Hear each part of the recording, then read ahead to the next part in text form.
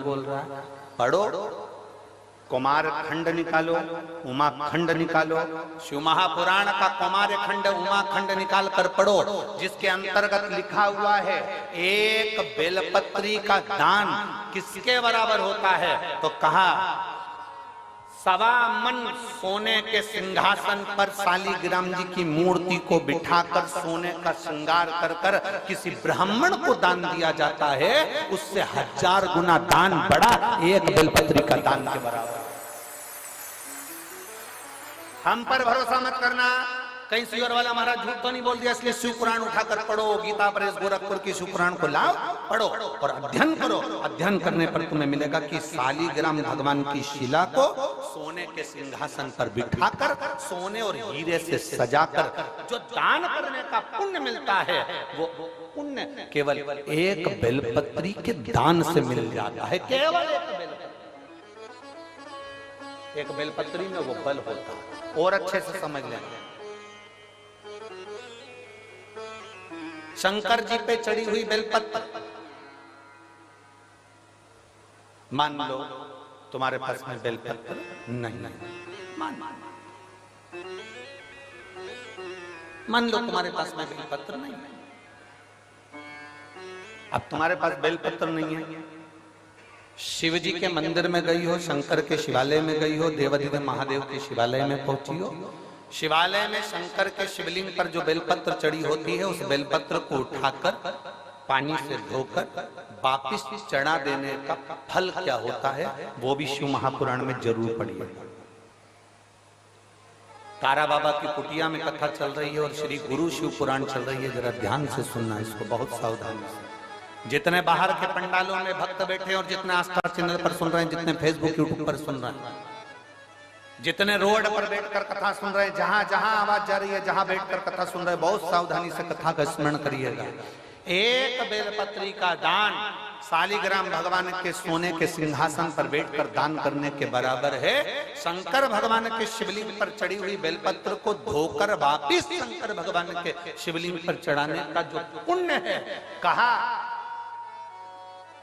भारत की भूमि पर 26,000 जो पवित्र नदियां बनी हैं, उन नदियों में आप स्नान कर कर आएंगे और चारों धामों का दर्शन, 12 ज्योतिर्लिंग का दर्शन, आप सारी सप्तपुरियों का दर्शन कर कर आएंगे। उसका जो पुण्य फल होगा, एक बेलपत्री को शंकर पर से उठाकर मिलाकर वापिस शंकर को चढ़ाने का ये फल हमें तुरंत प्राप्त हो जाता है। केवल एक बेलपत्री को उठाकर धोकर चढ़ा देंगे, ये फल प्राप्त होगा।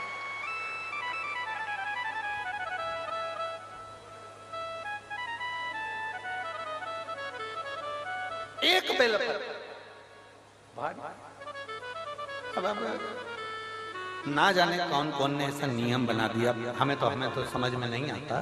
थोड़ा सा दुनिया के लोग लोभ लालच में नियम बनाए हो तो बात दूसरी है।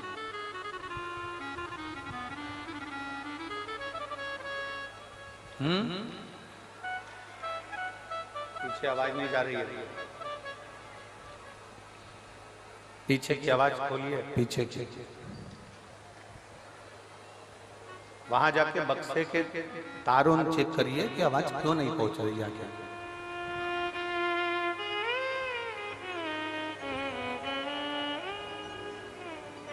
ना जाने कौन कौन ऐसा नियम बना दिया, हमारे पुराण में नहीं है। फिर निवेदन करेंगे, बहुत सावधानी से सुनिएगा कथा। लोगों को थोड़ा बुरा लग सकता है हमारी कथा, तो वो तो लगता रहता है, उसमें स्मरण ना करिए।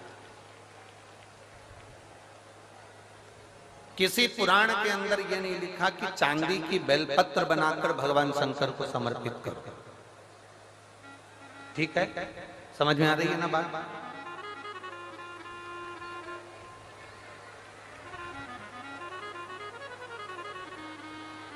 किसी पुराण के अंदर यह नहीं लिखा, किसी शास्त्र के अंदर यह नहीं लिखा कि चांदी की बेलपत्र बनाओ, सोने की बेलपत्र बनाओ और भगवान को चढ़ाओ, भगवान को समर्पित।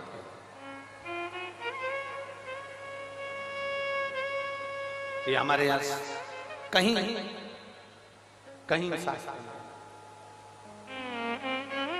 कहीं हमारी पुराणों में नहीं लिखा गया, कहीं पर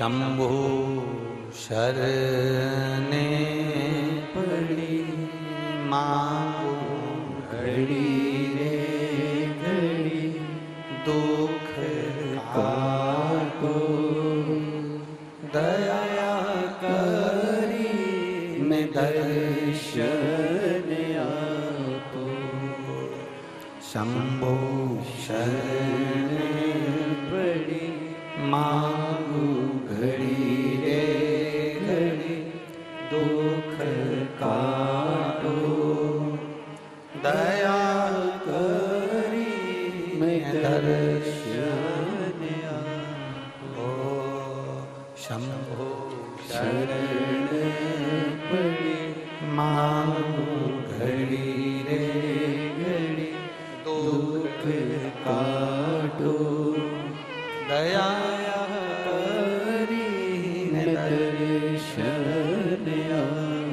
अब किसी ने एक नया नियम बनाया, चांदी की बेलपत्र शंकर जी को चढ़ाना,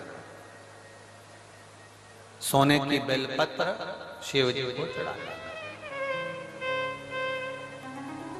ये हमारे शिव महापुराण के एक भी 24,000 श्लोक में से एक भी श्लोक में कहीं चांदी और सोने की बेलपत्र का प्रसंग नहीं।